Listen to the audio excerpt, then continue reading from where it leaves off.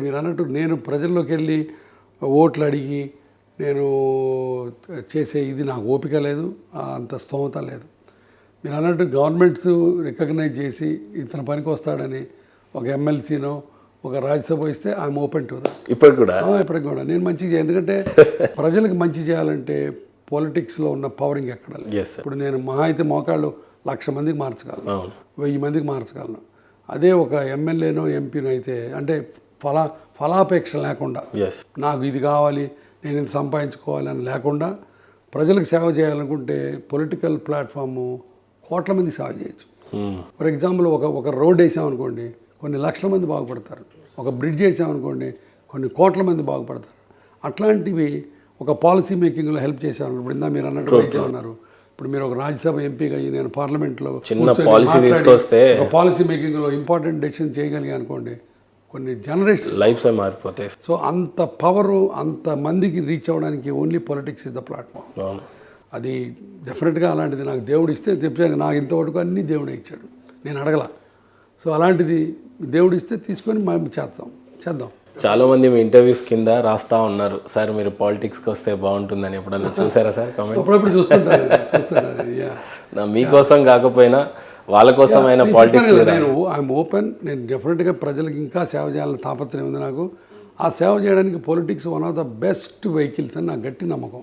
But దానికోసం నేను ఎలక్షన్లో నిల్చొని వాడి మీద రాయేసి వీడి మీద రాయేసి ఆ క్యాంపెయినింగ్ ఆ క్యాన్వాసింగ్ చేసి అంత ఆర్థిక స్తోమత లేదు నా దగ్గర, అంత శ్రమ పడే ఓపిక కూడా లేదు సార్. ఎవరన్నా ఒకటి ఇచ్చి ఏదైనా దీంట్లో ఉంటే అది ఆ 5 ఏళ్ళు కానీ 4 ఏళ్ళు కానీ ఫుల్ టైం ప్రజలకి సేవ చేయడంలో నేను సింపుల్గా రిఫ్యూజ్ చేస్తారేమో అనుకున్నా, ఎందుకంటే నాకు ఎందుకు ఇవన్నీ అనుకుంటారని. లేదు, but you have a vision. అంటే చెప్పే కదా, I can reach more people with that platform. I have seen. చాలా హ్యాపీ సార్. అట్లీస్ట్ మీకు ఇది అయితే ఉంది. సో ఖచ్చితంగా ఫ్యూచర్లో మీరు రావాలని అయితే నేనైతే మనస్ఫూర్తిగా కోరుకుంటున్నా. నాలాంటి వాళ్ళు చాలామంది కూడా కోరుకుంటా ఉన్నారు సార్. ఇంత లైఫ్ కదా సార్, మీకు చాలాసార్లు ఇది చేయలేకపోయాను అని అనిపించింది, ఏదైనా మిగిలిపోయిందా సార్ ఇంకా లైఫ్? ఏం లేదు, నథింగ్. ఎలా సాధ్యం సార్? ఇంత ఏదో ఒక అసంతృప్తి ఉంటుంది. నేను పుట్టినది పిల్లలు పెద్ద అయ్యారు, పెరిగారు, వాళ్ళు చక్కగా చదువుకున్నారు, వాళ్ళకి నేర్పించారు. నా చేత నేను సహాయం నేను అందరికీ చేశాను. నేను తెలిసి ఎవరికి తప్పు చేయలేదు, ఎవరిని హాని చేయలేదు సార్. సో రేపు పొద్దున దేవుడు బాస్. పొలిటికల్గా మిమ్మల్ని బాగా ఇన్స్పైర్ చేసిన లీడర్స్ ఎవరైనా ఉన్నారా సార్? అంతా నేను పొలిటిక్స్లో అంతగా ఫాలో అవుతాను. నేను ఇంతగా ఇన్స్పైర్ చేశాను అంత ఐడియాలజీ నాకు లేదు అంతగా. నాకు మా జయప్రకాష్ నారాయణ ఇష్టం. అంటే ఏది మా కాలేజ్ సీనియర్ మీ కాలేజ్ సీనియర్? మా కాలేజ్ సీనియర్ నా కాలేజీలో గుంటూరు మెడికల్ కాలేజ్. లోక్ సత్తా జయప్రకాష్ నారాయణ నాకు బాగా ఇష్టం. ఎందుకంటే తన ఐడియల్స్, తన వాగ్ధాటి, తన ఎక్స్ప్రెస్ చేసే విధానం ఇవన్నీ చాలా బాగుంటాయి. సక్సెస్ అవ్వలేని పర్సన్గా చూస్తారా, సక్సెస్ అయ్యాడు అని చూస్తారా సార్? లేదు, ఎప్పుడైనా ఏ పర్సన్ నేను అట్లా చూస్తాను సార్. సినిమాల వైపు చాలా ఆసక్తిగా ఉన్నట్టు అప్పుడు కనిపించింది ఒకప్పుడు. రాను అసలు సినిమాల గురించి మాట్లాడడం కానీ సినిమాల వైపు ఆలోచించే విధంగా మిమ్మల్ని చూడలేకపోయాం.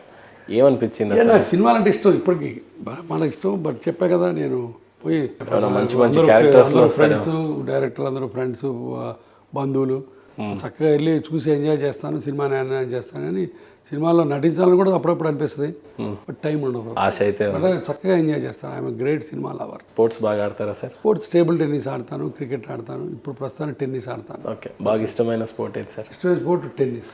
ఓకే, ఆడుతుంటారా? ఆడతాను, రోజు పొద్దున ఆడతాను. నేను మా ఆడ టెన్నిస్ ఆడతాను. ఇంట్లో ఇంతే క్యాజువల్గా ఉంటారా సార్? ఇంతే క్యాజువల్ ఉంటాను, ఇంతే జోక్లర్గా ఉంటాను. గొడవలు ఎప్పుడు అవ్వలేదు? నేను మా ఆడ మనస్పర్ధలు ఉంటాయి, అప్పుడు ఇప్పుడు చిన్న విషయాలు ఉంటాయి. బట్ మా ఇద్దరం చాలా ఒకళ్ళకొకళ్ళు అర్థం చేసుకొని ఒకళ్ళకొకళ్ళు స్పేస్ ఇచ్చుకునే దాంట్లో మేము ఇద్దరం పిహెచ్డీ చేసాం. అసలు గొడవలు రాకుండా లైఫ్ అయిపోయింది అంటే యంగ్ జనరేషన్, యంగ్ కపుల్స్కి చెప్పాలంటే ఏం చెప్తారు సార్? ఏమైనా అదే చెప్తాను, అర్థం చేసుకొని ఒకళ్ళకొకళ్ళు స్పేస్ ఇచ్చుకోండి, దట్స్ ఆల్. లవ్ మ్యారేజ్ బాగుంటుందా, అరేంజ్ మ్యారేజ్ బాగుంటుందా అంటే? ఏదైనా బాగుంటుంది, provided you understand each other. బేసిక్గా వాట్ యూ బిలీవ్, లవ్ మ్యారేజ్లోనే అరేంజ్ మ్యారేజ్లో డౌటే ఉందంట. Love marriage is always better, because understanding ఉంటుంది, ముందే పర్సన్ అర్థం చేసుకోవచ్చు. అది సంగతి. మీరే ప్రపోజ్ చేశారు అన్నట్టు విన్నాను నేను. మేము ఇద్దరం ఒకరికొకరు ప్రపోజ్ చేసుకున్నాం. So we are happy. ఇద్దరు ఒకరినొకరు విడిచి ఉండరు అని చెప్పేసి విన్నాను. We try to go together. ఇప్పుడు బేసికల్గా డిస్కవర్ ఇండియా అని చెప్పి ప్రతి నెల 4th వీకెండ్ మేము ఇద్దరం కలిసి ఇండియాలో డిఫరెంట్ ప్లేసెస్కి వెళ్తుంటాం. ఒక వీకెండ్ అంతా కలిసి ప్రయాణం చేస్తాం. అమృత్సర్ చూసాం, కన్యాకుమారి, చండీగఢ్ అట్లా ఒక్కొక్క ప్లేస్ వెళ్ళి ఆ వీకెండ్ చూసుకొని వస్తుంటాం. ఇద్దరం ఎక్కువసేపు కలిసే ఉంటాం. ఎండ్ ఆఫ్ ద లైఫ్ అందరు ఎలా అనుకుంటారంటే ఒక ఫామ్ హౌస్, ఒక ఆర్గానిక్ ఫార్మింగ్ ఇలాంటి లైఫ్ని డిజైన్ చేస్తూ ఉంటారు. హౌ మీరు ఎలా డిజైన్ చేస్తారు? నాకు ఫామ్ హౌస్లో ప్రకృతి మధ్యలో పిట్టలు వాటి మధ్యలో ఉండాలని కోరిక ఉంది నాకు. మా ఇల్లు ఆల్మోస్ట్ అలానే ఉంటుంది, ఊరు బయట ఉంటుంది కాబట్టి ఓకే. పొలం పని చేస్తుంటారా? పొలం పనులు ఏం చేయలేదు, నాకు ఓపిక లేదు.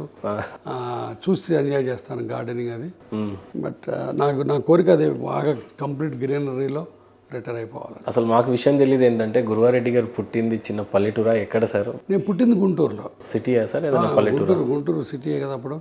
బట్ మా అమ్మమ్మళ్ళూరు పల్లెటూరు క్రోసూరు, బట్ అక్కడ 2 ఏళ్ళు పెరిగాను నేను కాబట్టి పల్లెటూరుతో కూడా నాకు పూర్తి అనుబంధం ఉంది. గురువారెడ్డి గారి జీవిత ఆశయం ఏంటంటే ఏం చెప్తారు సార్?